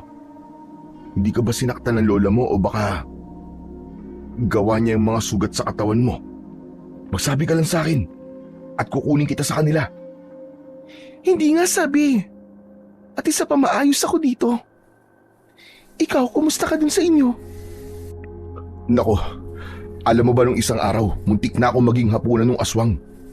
Mabuti na lang talaga at may isang mabait na aswang na tumulong sa akin. Hinaplos pa nga nun yung pisngi ko bago nagmamadaling umalis. O teka, bakit nakangisi ka dyan? Wala lang. Natutuwa lang ako sa kwento mo. Natutuwa ka pa talaga. Muntik na nga ako maging hapunan ng aswang Hindi naman sa ganun. Natutuwa ko na may tumulong sa iyong aswang. Hindi ka man lang ba nagsiselos? Na inaplos niyang mukha ko? Para pang natipuhan ako ng babaeng aswang na yun Ang gwapo naman talaga kasi ng nobyo ko. Kaya hindi na ako magtataka pa na nagkagusto sa iyo ang aswang na yun. Binubola mo yata ako Hindi Sinasabi ko lang sa iyo ang totoo. O siya, akin na ang kinainan mo at ako na magdadala niya sa baba. Magpahinga ka na lang dito. O sige, bumalik ka kagad Nabuburyong ako dito Sige, dadalhin ko lang to sa baba at babalik din kagad ako. Tahimik na naghintay si Arthur kay Chichay. Ngunit lumipas na ang ilang oras ay hindi pa rin ito bumabalik. Unti-unti na siyang dinalaw ng antok. Bumibigat ang kanyang mga talukap hanggang sa tuluyan na siyang napapikit. Pagbalik ni Chichay, nadatnan niyang mahimbing nang natutulog si Arthur. Napangiti siya at marahang humiga sa tabi nito. Ngunit makalipas ang ilang sandali, napansin ni Chichay na parang hindi mapakali si Arthur. Panay ang balikwas nito. Napapailing at paminsan-minsang pinapalo ang kanyang tenga na parabang may kung anong insekto ang gumagapang sa tenga nito. Napabangon si Chichay, bahagyang inusog ang lamparang nakapatong sa tabi. Nang sumayad ang ilaw sa mukha ni Arthur, halos mapatigil ang tibok ng kanyang puso sa nakita. Sila ng puling nakatayo sa gilid ng tulog na si Arthur. Dinidilaan ang kanyang tenga habang may malademonyong ngiti sa labi. Ang mga mata nito ay kulay pula at ang dila ay mahaba at nangingintab. Dahan-dahan lumingon sa kanya si Nanang Puling na may ngisi sa labi. Ngayon mo lang ba ako napansin, Iha? Anong ginagawa mo sa kanya? Huwag mong hawaan si Arthur ng pagiging aswang natin. Wala siyang kinalaman sa mundo natin, Nanang Puling. Hindi mo ba nararamdaman? Ang dugo mo, unti-unti nang nagigising. Hindi mo na kayang itago ang totoo mong pagkatao. Sa oras na malaman ng lalaking ito na isa kang aswang, itatakwil ka rin niya. Tatalikuran ka rin niya. Kaya bago pa yun magyari, mabuti pang gawin na natin itong almusal. Hindi. Hindi ako tulad nyo. At hindi ako papayag sa kagustuhan mo. Hindi mo ba nararamdaman kung gaano katabi sa dugo niya? Hindi ka ba natatakam sa laman ng lalaking ito, ha, Chichay? Tigilan mo siya, Nanang Puling. Wala kang karapatang lapitan si Arthur. Karapatan? Ako ang may karapatan, Chichay. Ako ang nagluwal sa lahing pinagmulan mo. Ako ang dahilan kung bakit ka nabubuhay pa hanggang ngayon. Tapos, magtataksil ka sa sarili natin lahi dahil lang sa lalaking ito. Kung gusto mo magpatuloy sa kasamaan mo, gawin mo. Pero wag mong idadamay si Arthur. Mahal ko siya. Mahal mo siya. Aswang ka, Chichay. Ang mga tulad natin ay hindi nagmamahal, kundi nanlalamon. Kapag nagtagal pa, kakainin mo rin siya nang hindi mo namamalayan. Di mangyayari yun. Lalaban ako sa sumpang to. Hindi ako kagaya mo. Subukan mong labanan ang sarili mong mga kadugo at makikita mo kung gaano kasakit ang kapalit. Pero tandaan mo ito, Iha. Darating ang gabi na ikaw mismo ang hihingi ng tulong sa akin. Sisiguraduhin kong ikaw na mismo ang unang titikim ng laman ng lalaking ito. Humalakhak si Nanang Puling bago tuluyang lumabas ng silid. Nanginginig ang kamay ni Chichay habang mabilis na lumapit kay Arthur. Kumuha siya ng maliit na bote ng langis mula sa kanyang aparador.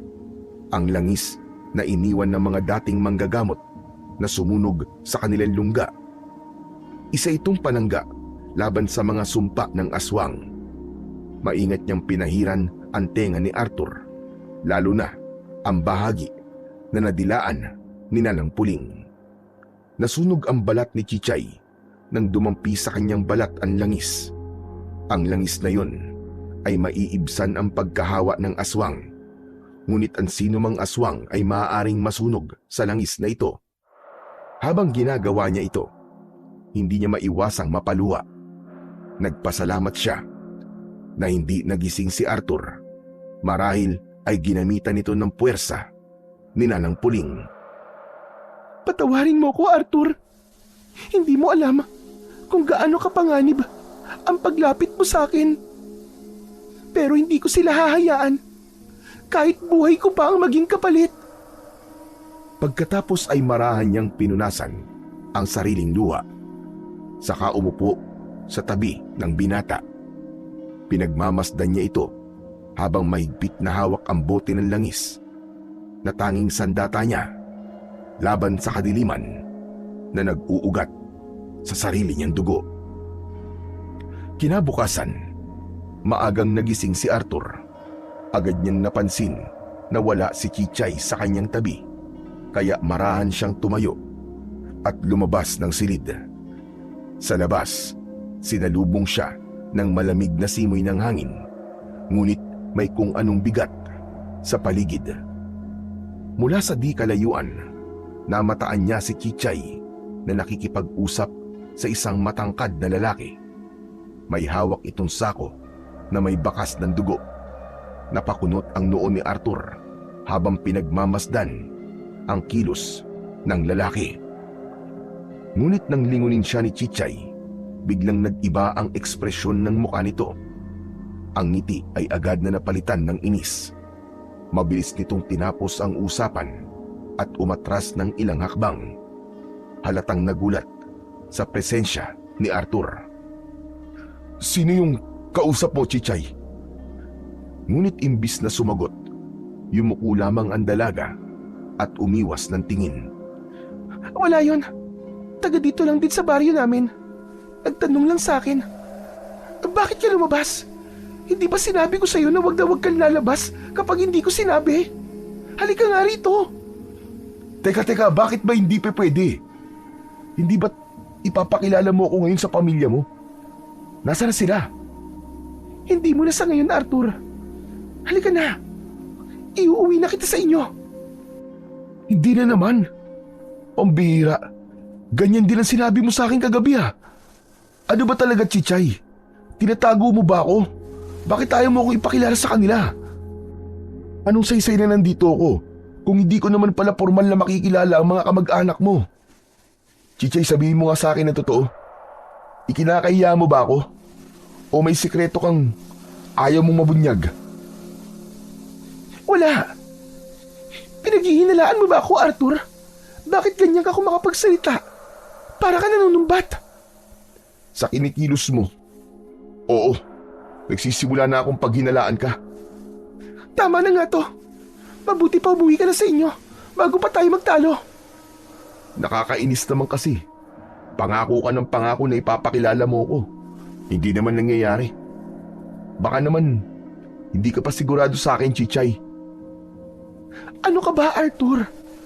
Sigurado ako sa'yo. Mahirap lang talaga ang sitwasyon natin, Arthur. Wala ka kasing alam. Sana naman, intindihin mo rin ako. Kaya nga sabihin mo sa akin para malaman ko.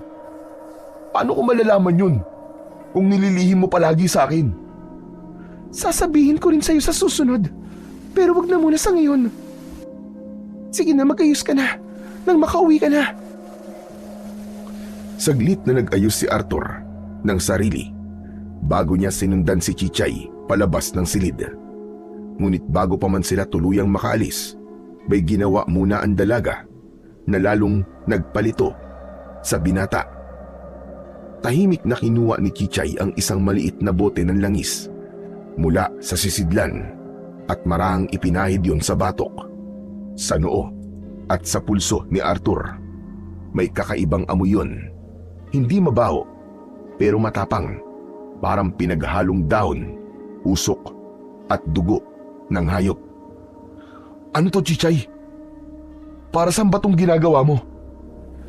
Hindi agad sumagot ang dalaga. Kinuha naman ito ang isang pulang tali na may nakasabit na piraso ng bato at isinabit yon sa gilid ng pantalon ni Arthur. Proteksyon mo yan. Huwag mong alisin kahit na anong mangyari. Proteksyon? Sa ano? Sa multo? Sa maligno? Sa aswang? Saan ba? Basta, huwag ka na maraming satsat.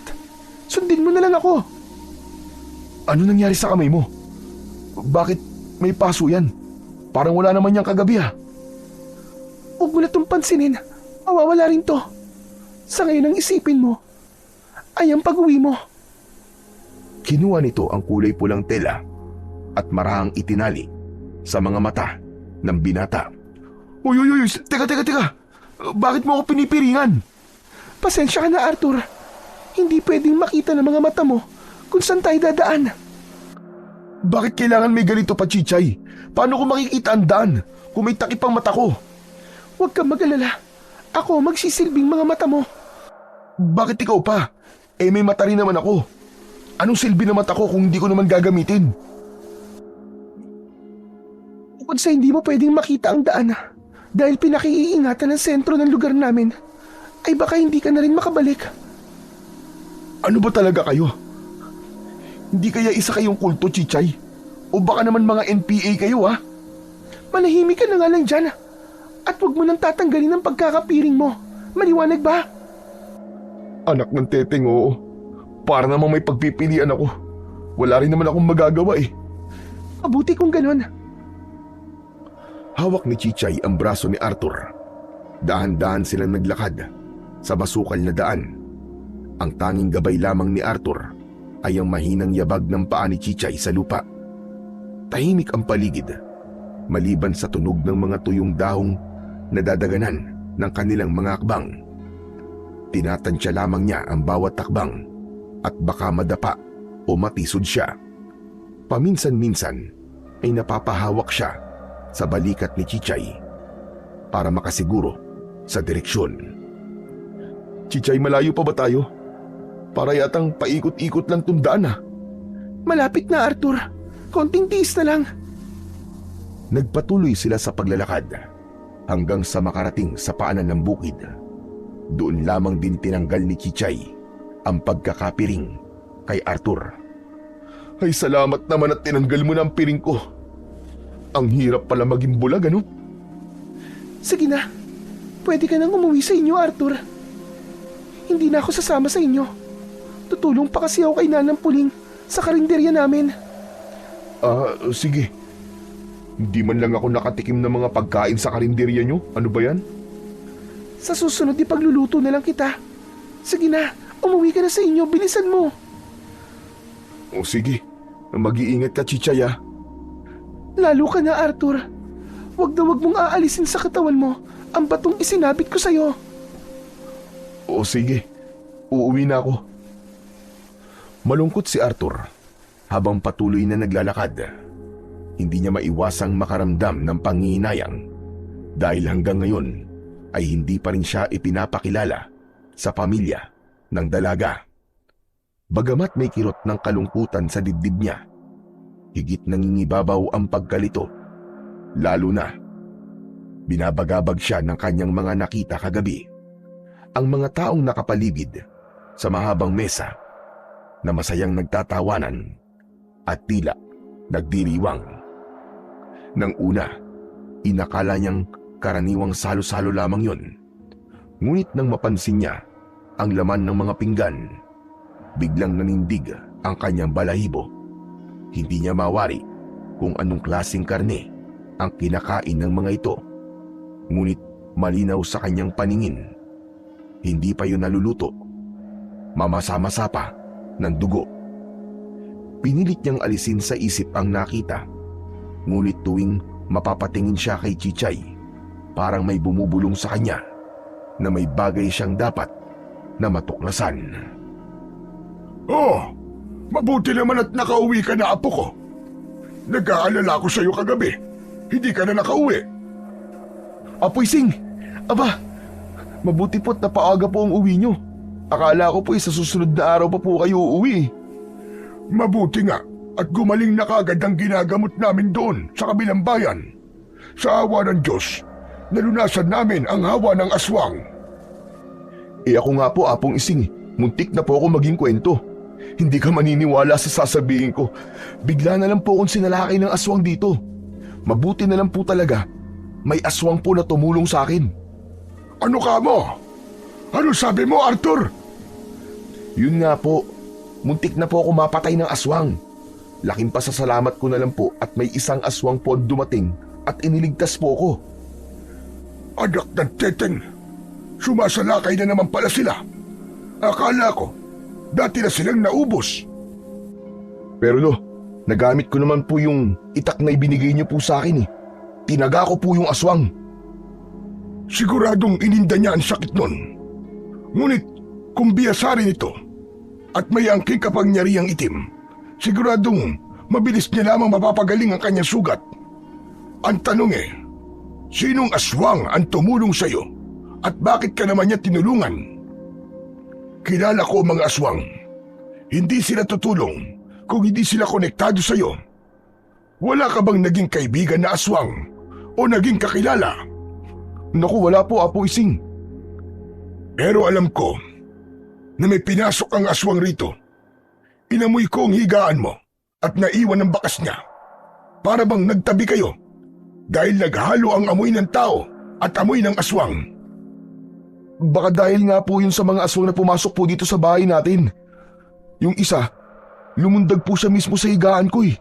Akala ko nga po katapusan ko na eh. Kung hindi pa po dumating yung isang aswang, baka patay na po ako ngayon.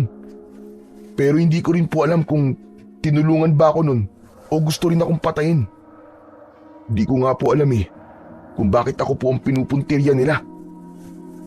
Kahit ako, hindi ko rin alam kung bakit ikaw ang pakay nila. Huwag kang mag-alala, Apo, simula ngayon.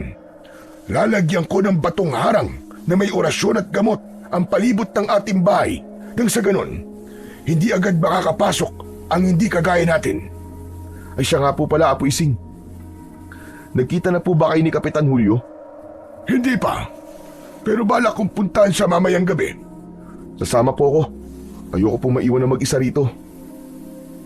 Saan ka ba pumunta at hindi ka nakauwi kagabi? Hinintay ko po kasi si Chichay, Apo Ising, dun po sa paanan ng bukid. Yung nobya ko po. Nakatulog po ako sa paghihintay sa kanya nang magising po ako. Nasa loob na po ako ng silid niya. Ang nakapagtataka lang po, hindi ko man lang po namalayan na dinala niya ako ron. At nang umuwi na po kami, piniringan niya po ang mata ko. Ang sabi po niya, pinakaiingatan daw po nila ang lugar nila. Teka, paanan ng bukid? Hindi ba't matagal nang abandonado ang lugar na yon? Dating pinamumugaran ang lugar na yan ng mga aswang. Malabo naman po siguro na maging aswang si Chichay. Nakikihalubilo po siya sa tao at mabait po si Chichay. Hindi naman lahat ng aswang, Arthur, ay masama ang hangarin. May iba ring aswang ang may mabuting puso. Pero hindi ko naman sinasabi na dapat kang magpakampante. Si Apo Ising talaga malabo po yan. O siya, pumasok ka na at alam kong Hindi ka pa nakakapag-almusal. Pagsapit ng 6:00 ng gabi, nagsimula ng maghanda sina Apo Ising at Arthur upang magtungo sa kubo ni Kap Hulyo. Bitbit nila ang lamparang digas at ilang halamang gamot na pangkaraniwang gamit nila tuwing bumibisita sila roon. Ngunit ngayong gabi, may kung anong kaba sa dibdib si Apo Ising na hindi niya maipaliwanag. At kahit si Arthur ay tahimik lamang. Pagkarating nila sa kubo, agad silang natigilan. Tahimik ang buong paligid. Pasyadong tahimik. Wala ang karaniwang tunog ng mga manok. Nakapatay ang ilaw sa loob ng bahay ni Kap Hulyo at may bahagyang sira ang pintuan nito. Nang lumapit sila, napansin ni Arthur ang gulo sa paligid ng bakuran. Basag at nagkalat sa lupa ang mga paso ng mga bulaklak ni Kap Hulyo. Ang ilan ay tila nadaganan o natapakan ng mabibigat na paa at ang bakod ay may mga bakas ng tila matatalas na kuko. Maging ang kulungan ng manok ay sira rin. Apo Ising, parang may nangyari po dito ah. Halika, sundan mo ko. Pumasok sila sa loob ng kubo ni Kap Hulyo at namataan doon ang matanda na nakahandusay at may malaking sugat sa gilid ng bewang. Ano nangyari sa iyo, Hulyo? Ikaw ba yan, Ising? Ising, tulungan mo ko. Huwag ka muna magsalita at gagamutin ko ang sugat mo. Arthur, buksan mo ang ilaw. Opo! Inuha ni Apong Ising ang mga halamang gamot na dala niya. Isa na rito ang dahon ng alibon. Ganun rin ang ugat ng luya at ilang tuyong dahon ng sampa-sampalukan. Maingat niya itong pinagsama sa kanyang palad at marahang dinurog gamit ang kanyang hinlalaki habang pumikit at nagdasal ng taimtim. Mahina ngunit mariin ang tinig ni Apo Ising habang binibigkas ang mga sinaunang salitang tanging mga manggagamot lamang ang nakakaalam. Dasal ng pagtaboy sa masasamang espiritu. Panalangin ng liwanag laban sa dilim. Sa ngalan ng mga ninuno at tagapagbantay ng lupaing ito, tabunan ng liwanag ang bakas ng dilim at ang mga aninong nagkukubli sa gabi, itaboy pabalik sa kanilang pinagmulang lagim. Pagkatapos ng dasal, marahang ibinuga ni Apo Ising ang hangin sa mga dinurog na dahon at ikinalat ito sa paligid ng sugat ni Kap Hulyo. Maya-maya lamang, kumipot na ang sugat nito. Mabuti naman at nakarating ka, Ising. Kung hindi ka dumating, baka namatay na ako. Ano ba nangyari sa'yo?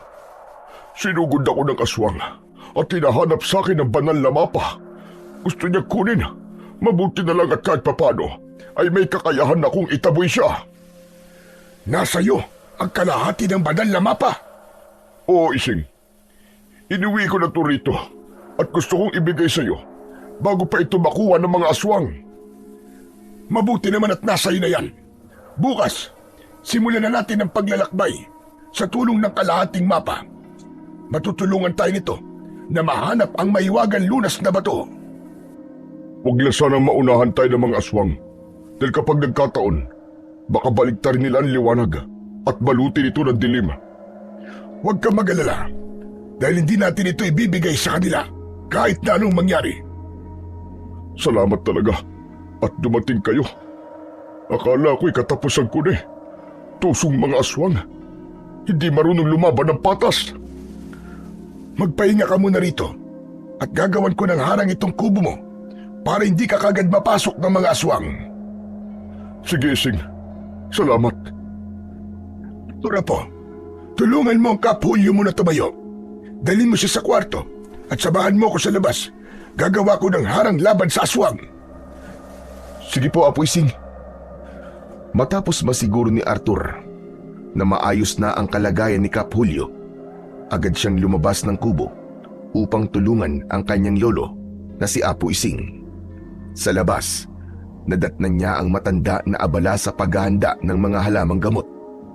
May mga tangkay ng alibuhon, saging at dahon ng bayabas na maingat nitong pinipili. Isa-isa yung nilapag ni Apo Ising sa ibabaw ng isang patag na bato.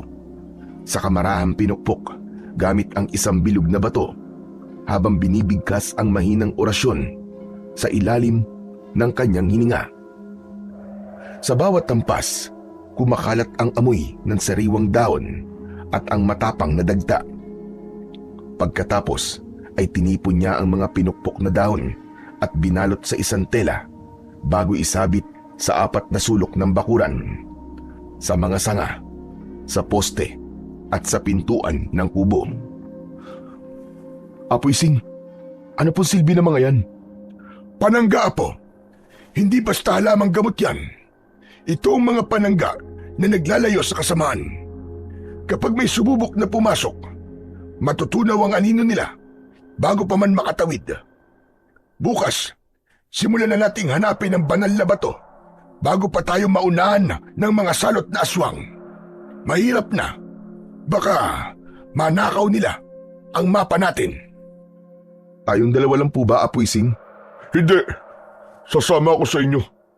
Hindi pwedeng maiwan ako rito. Ay nako, ikaw talaga matanda ka, matigas ang ulo mo. Bakit ka tumayo? Ang sabi ko sa'yo ay magpahinga ka na. Ayos lang ako. Dito na kayo matulog. Para bukas ay maaga tayong aalis. Paano ang mga kagamitan ko sa panggagamot? Hindi pwedeng iwan ko lang yon. Baka kailangan natin yon. Hindi natin alam ang lalakbay natin. Dadaanan na lang natin yun bukas ng umaga. Asus, sabihin mo, Kap, natatakot ka lang na magpaiwan dito ng mag-isa. Kaya gusto mo kaming kasama ni Apo Ising na matulog sa kubo mo. Takot ka lang, baka biglang bumalik na naman ang mga aswang. Hindi, biro lang po, Kap Julio. Muntik na ako mamatay. Pero nagawa mo pa talaga magbirong bata ka. Mabuti na rin dumito na tayo matulog, Arthur. Para makasigurado tayo na ligtas si Julio. O sige na, magpahinga na kayo. Maaga pa tayong aalis bukas. Tumango si Arthur at inilatag ang banig sa saig. Habang humihiga siya, hindi maiwasan ni Arthur na mapaisip sa mga nangyayaring pag-atake ng aswang. Bago tuluyang pumikit, narinig pa niya ang mahinang tinig ni Apo Ising na nagdarasal, humihiling ng gabay at proteksyon laban sa mga nilalang ng kadiliman. 3:00 ng madaling araw, nang gisingin siya ni Apo Ising para simulan na hanapin ang banal na bato sa tulong ng kalahati ng mapa na hawak nila. Bahagya pang nagulat si Arthur dahil nagliliwanag ang mapa. Dadaan muna tayo sa atin bago tayo tumuloy sa paglalakbay natin. Nagdala din ako ng ilang kasangkapan na magagamit natin sa laban. Higit sa lahat, dala ko ang lubid ng kababalaghan. Ang tanging naiwan sa akin ng mga sinaunang manananggol. Mabuti naman kung ganon. O sige na, halina kayo. Sandaling dumaan sina Apo Ising sa kanilang kubo upang kunin ang lahat ng kanyang kagamitan na mga halamang gamot, langis at mga kasangkapang panlaban sa mga masasamang nilalang. Pagkatapos ay nagpatuloy sila sa paglalakad. Tangan ang kalahating mapa na magtuturo sa kanila sa lunas na bato. Isang batong hindi lamang kayang magpagaling ng karamdaman na hindi maipaliwanag ng siyensya, kundi isa ring makapangyarihang sandata laban sa mga aswang. Malayo pa po ba tayo, Apo Ising? Huwag kang magreklamo, Arthur. Hindi pa tayo nangangalahati. Ang sakit na po kasi ng paa ko eh. Sana nagpaiwan na lang pala ako sa bahay. Nagpaiwan? Kung iniwan ka namin doon, baka pagbalik namin, wala ka ng laman loob dahil sa mga aswang. Pagsapit ng 3:00, magpapahinga muna tayo at susubukan kong humuli ng ibon para may makain tayo. Ang liit ng ibon. Hindi po yun sapat sa nilakad natin. Eh di huwag kang kumain. Tumigil ka na nga sa pagrereklamo mo, Arthur. Paano natin napapadali ang paghahanap kung panay ang satsat mo? Pasensya na po, Kap. Nang sumapit na nga ang 3:00 ng hapon, nang huli si Apong Ising ng mga ibon para sa kanilang tanghalian. Sa kabutihang palad, nakakuha siya ng 6 na piraso, tig-2 para sa kanila ni Arthur at Kapulyo. Matapos kumain at magpahinga ng saglit, muli silang nagpatuloy sa paglalakad. Pagsapit ng gabi, hindi pa rin sila tumitigil. Tanging liwanag ng buwan at ang dalang lampara ang kanilang gabay sa daan. Ngunit sa kalagitnaan ng kanilang paglalakbay, isang hindi inaasahang pangyayari ang naganap. Natapakan ni Apo Ising ang isang butas na natatabunan ng mga tuyong dahon. Bago pa sila makasigaw, pareho silang 3 na nahulog pababa at bumulusok sa isang madilim at malamig na kuweba. Mabuti na lamang at hindi nabasag ang lampara na dala nila. Dali-dali itong sinindihan ni Arthur. At sa kislap ng lampara, tumambad sa kanila ang isang lugar na tila matagal nang nakatago sa mundo. Nasaan tayo? Halika kayo. Parang may naririnig akong ingay. Parang ibang pakiramdam ko sa lugar na to, Ising. Kinakabahan ako ah. Huwag kayong mag-alala. Basta't sumunod lang kayo sa akin. Sinundan ni na Apo Ising at Arthur ang mahinang ingay na nagmumula sa kailaliman ng kuweba. Sa bawat takbang, palakas ng palakas ang tunog. Hindi nagtagal, sa hindi kalayuan ay namataan nila ang ilang mga tao. Ngunit may kakaibang anyo, para bang hindi pangkaraniwan. Ang kanilang balat ay maputla at may mahaba ring balahibo. Wala ring kuryente sa lugar, ngunit sa paligid ay nasisindihan ang mga itim na kandila. Nasaan kaya tayo? Anong lugar kaya ito? Hindi kaya naligaw na tayo, Ising? Maling daan ang dinaanan natin. Pamilyar sa akin ng lugar. Parang nakapunta na ako rito, pero hindi ko lang maalala. Mabuti nang may pagtanong natin ang palabas dito. Isang matandang babae ang lumabas mula sa sirasirang kubo. Nakasuot ito ng puting bestida na may bakas ng mga dugo. Ang kamay niya ay may bakas din ng dugo na agad niyang ipinahid sa duster. Teka, parang pamilyar tong matandang to sa akin ah. Sino kayo? Anong ginagawa ninyo sa baryo namin? Pasensya na, pero naligaw kami. Saan ba ang daang palabas? Dahan-dahan itong sumingot sa hangin, para bang sinusuri ang amoy ng mga bagong dating. Pagkatapos ay isang ngisi ang gumuhit sa kanyang labi. Mga dayo! Hindi napigilan ni Nanang Puling ang mapangising ekspresyon sa kanyang muka. Batid niyang naligaw sina Arthur sa baryo nila. Bakit hindi niyo muna subukang kumain sa karinderya ko bago kayo umalis? Hindi pa naman kami nagugutom. Ayos lang kami. Pero ako nagugutom na ako eh. Magtigil ka nga, Arthur. Masyado ka madaldal. Sige na, kumain na muna kayo rito. Huwag kayo mag-alala. Masarap ang aming mga putahe. Ano po ba ang binabalikan dito na putahe sa inyo? Sinabawan sa dugo na utak. Ano? Utak? Halika, pumasok kayo sa karinderya ko. Sumunod sina Arthur kay Nanang Puling papasok sa kanyang karinderya. Pagbukas pa lang ng pinto, agad silang sinalubong ng alingasaw, isang nakakasulasok na amoy ng bulok na karne. Kumakapal ang mga langaw sa bawat mesa. Gabi na, ngunit parang hindi natatapos ang pagdagsa ng mga insekto. Napasinghap si Apo Ising. Agad na tinakpan ang ilong, habang si Arthur ay bahagyang napaatras sa loob. May iilang customer na tahimik na kumakain, ngunit kakaiba ang mga mata nila na namumula at parang mga baboy kung kumain.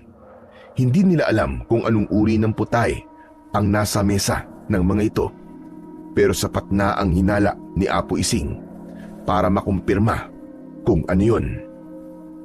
Maupo kayo at ihahain ko ang lahat ng pinakamasasarap na putahe sa inyo. Hindi na. Hindi kami kakain. Busog kami.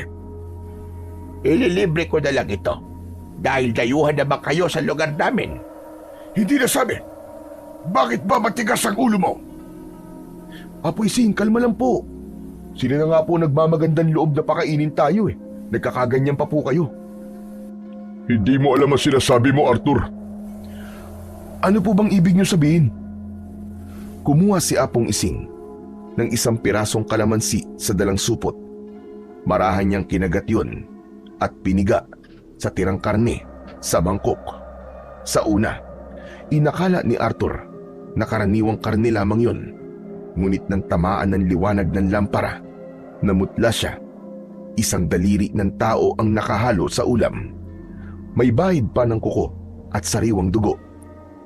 Napaatras si Arthur, halos masamid sa sariling hininga, habang si Nanang Puling ay napangisi lamang, tila natutuwa sa pagkagulat niya. Maligayang pagdating sa baryo ng mga aswang. Natutuwa ako na nandito kayo. Ramdam ko rin na dala nyo ang kalahati ng mahiwagang mapa. At anong inaakala mo? Ibibigay namin sa iyo to. Hindi namin ibibigay sa ito kahit anong mangyari. Arthur, maganda ka. Susugurin tayo ng mga aswang na yan. Opo! Kunin mo ang may baspas na itak na ibinigay ko sa iyo, Arthur. Ihanda mo ang sarili mo. Ikaw naman, Julio, ang lubid ng kababalagan. Ingatan niyo ang sarili niyo. Ibigay mo sa akin ang mahiwagang mapa at hahayaan ko kayong makaalis sa lugar namin. Bumukas ang pinto ng karinderya at pumasok mula roon si Chichay na nagpagulo lalo sa isip ni Arthur. Ngunit agad na naging malinaw sa kanya ang lahat. Chichay? Teka, huwag mong sabihin sa akin, Chichay, na aswang ka rin. Patawarin mo ako, Arthur. Kung ngayon mo lang nalaman. Pero maniwala ka, hindi ako masama. Tatalikuran ka rin ng lalaking yan, Chichay. Kaya wag mo na akong kalabanin pa kung ayaw mo masaktan. Tanggapin man ako ni Arthur o hindi, ayoko na sa lugar na to. Kung pwede ko lang nabaguhin ang pagkatao ko, ay ginawa ko na. Tama na, Satsat. Halika, babae, at magtuos tayo. Arthur, Julio, kayo na ang bahala sa iba pang mga aswang. Alam niyo na ang gagawin. At ikaw, babaeng aswang, na nobya ng apo ko. Kung talagang nais mong magbago, tulungan mo kaming pabagsakin ang mga demonyong ito. Akala nyo ba ay kakayanin nyo kong apat? Hindi! Lamok lang kayo sa akin! Nagsimulang magbago nga ang anyo ni Nanang Puling. Mula sa matanda, parang nabiyak ang balat nito at isang naging nakakatakot na halimaw. Sumugod ito kay Apo Ising na agad namang naiwasan ng matanda. Matanda ka na nga! Hindi ka na mabilis gumalaw! Tignan natin kung sino ang matanda kapag dinukot ko na ang puso mo! Kung kaya mo, alam ko naman na mahina ka na! Sinong mahina at sinasabi mo? Nagawang masugatan ni Nanang Puling ang braso ni Apo Ising. Ngunit sa tulong ng halamang gamot at dasal ay agad niya itong napagaling. Si Arthur naman at si Kap Julio abala rin sa paglaban sa iba pang mga aswang. Tulong-tulong sila kasama si Chichay na ngayon ay nag-anyong aswang na rin. Hindi lubos maisip ni Arthur na ang aswang na dating tumulong sa kanya ay walang iba kundi ang nobya niyang si Chichay. Sa likod mo, Arthur! Ano ba naman itong pinasok ko? Mapihira naman, oo. Saka ka na magreklamo, Arthur, kapag tapos na tayo sa pakikipaglaban sa mga demonyong ito! Tinalian ni Kap Julio ng lubid ng kababalaghan ang mga nanginginang mga aswang. Napasigaw ang mga ito sa sakit habang nasusunog ang mga balat at unti-unting nagiging abo. Habang si Arthur, initak niya ang mga aswang gamit ang kanyang mahiwagang itak na siyang nakakapagpahina sa mga ito. Mga halangan sikmura! Mga demonyo! Tama kayo! Halagaan sikmura namin! Bruha kang matanda ka! Halika rito! Ako ang labanan mo! Sinugod ni Arthur ang aswang at balak sanang tagain ng kanyang itak. Ngunit nanigas siya nang ipilupot ng aswang ang kanyang dila sa leeg ni Arthur. Mabilis namang lumapit si Chichay, pero sinakal din ito. Wala kang laban sa akin, Arthur. Inutil ka. Mahinang nilalang. Hindi mo kaya ang lakas ko. Tigilan mo ang apo ko! Hindi na ako makapaghintay na sunugin ka kasama ng mga kasamaan mo hanggang maging pino kayo. Ako na ang bahala sa kanya. Kalabanin niyo na lang ang iba pang aswang. Siya ang pinuno, kaya dapat mapatumba ko siya. Mahigpit na hinawakan ni Apo Ising ang mga halaman sa kanyang bulsa. Kinuha niya rin ang sagradong krus na kanyang dala at binuhusan ito ng mahiwagang langis. Agad na sumugod si Apo Ising, ngunit mabilis ang aswang at agad itong umatake patalikod. Balak na sanang itarak ang kuko sa batok niya nang sumugod naman si Kapulyo. May hawak itong kahoy, saka yun hinampas sa leeg ng aswang. Kasabay ng pagtalsik ng aswang ang pagkabali ng kahoy. Salamat, Julio. Walang anuman. Mag-iingat ka, Ising. Sige na, tuloy ang laban. Paunti na sila ng paunti. Ngunit palakas ng palakas ang aswang na ito. Marahil, hinihigop niya ang mga kapangyarihan ng mga napapatay niyong aswang. Anong gagawin natin kung ganun, Ising? Sundin mo ang iuutos ko sa iyo, Julio. Sige, ano yun? Talian mo ng lubid ng kababalaghan ng leeg ng aswang na ito para hindi siya makagalaw. Sige, masusunod. Agad na inihagis ni Kapulyo ang kanyang lubid ng kababalagan at sa isang kisap mata ay nahuli nito ang aswang. Nagliliyab na ang balat nito. Nagngangalit ito sa sakit. Pilit na kumakawala habang umaalingaw-ngaw sa paligid ang iyak at hiyaw ng mga kasamahan nitong aswang. Mabilis na sumampa si Apong Ising. Hawak ang banal na krus na pinahiran ng langis na may dasal. Isinaksak niya ito sa leeg ng nilalang, sabay dasal ng buong lakas. Lalong lumakas ang sigaw ni Nanang Puling, kasabay ng nakakabing alulong ng iba pang aswang sa paligid. Biglang nagliwanag ang krus, isang nakakasilaw na liwanag na pumuno sa buong lugar. Nagsimula itong masunog sa mga nilalang ng kadiliman, hanggang sa naabo at usok na lamang ang natira. Isinabit ni Apo Ising ang mga halamang gamot at asin sa paligid upang mapigilan ang sinumang natitirang halimaw. Umalingasaw ang amoy ng sinunog na laman. Samantala, niyakap ni Arthur ang naghihinaing na si Chichay. Pinoprotektahan siya laban sa alab at abo. Sa huling pagsiklab ng liwanag, tuluyang bumagsak ang katahimikan. Naiwan silang apat sa gitna ng abo. Si Chichay, walang malay at hubad, agad namang binalot ni Arthur ng kanyang damit. Yan pala ang sinasabi mong nobya mo. Opo, Lolo. Teka, bakit hindi ka mukhang masaya na natalo na natin ang mga aswang?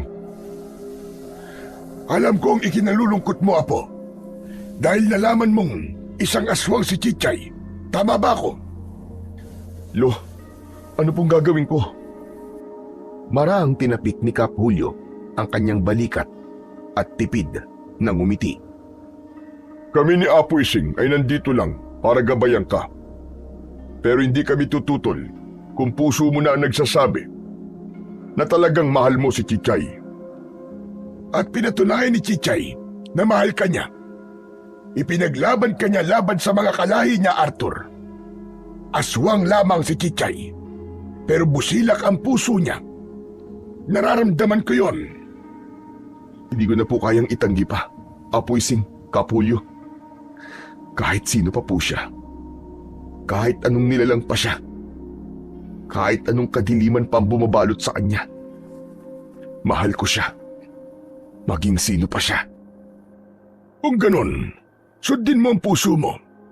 Minsan, mas malinis pa ang puso ng nilalang na itinuturing na limaw kaysa sa taong malinis nga ang katawan. Ngunit, marumi naman ang budi. Dahan-dahang iminulat ni Chichay ang kanyang mga mata at nanghihinang ngumiti. Salamat. Salamat, Arthur. Sa pagtanggap mo sa akin. Kahit ano ka pa, Chichay. Mahal na mahal kita. Sige na, buhati mo na si Chichay, Arthur. Aalis na tayo sa lugar na ito. Ngunit bago yon, ay susunugin ko muna ito nang masiguradong wala nang matira ni isa. Sa susunod na lang din na araw tayo ulit magsisimula sa paghahanap sa banal na bato. Ang banal na bato po ba ang hinahanap po ninyo? Ibinigay ni Chichay kay Apo Ising ang bato. Kinuha niya yon sa isinabit niya kay Arthur. Ang totoo, matagal na po itong nahanap ng mga aswang na kauri ko. Ngunit, ninakaw ko po ito para hindi nila magamit sa kasamaan. Niyakap ni Apo Ising si Chichay at marahang ngumiti. Muli kong napatunayan na tunay ngang busilak ang iyong puso, Chichay. Maraming salamat sa iyo sa pag-anib mo sa kabutihan. Halina kayo, bumaba na tayo. Ipagdiwang natin ang nalalapit niyong kasal. Ha? Totoo po ba, Apo Ising? O ayan, matutuloy na ang naudlot niyong paglalampungan. Si Kapulyo talaga, oo. Habang lumalakad sila palayo sa nasusunog na yungib, unti-unting sumikat ang araw. Tila saksi ang langit sa bagong pag-asa. Sa isip ni Arthur, alam niyang darating ang panahon na maikikwento niya ito sa kanilang mga magiging anak. Ang kwento ng isang pag-ibig na lumampas sa lahi at pinangibabawan ng pagmamahal. Babaunin niya hanggang sa dulo ang pag-ibig na nabuo nila ni Chichay, kahit ano paman ang pagkakaiba nila. Liwanag at dilim na pinagbuklod ng pagmamahal.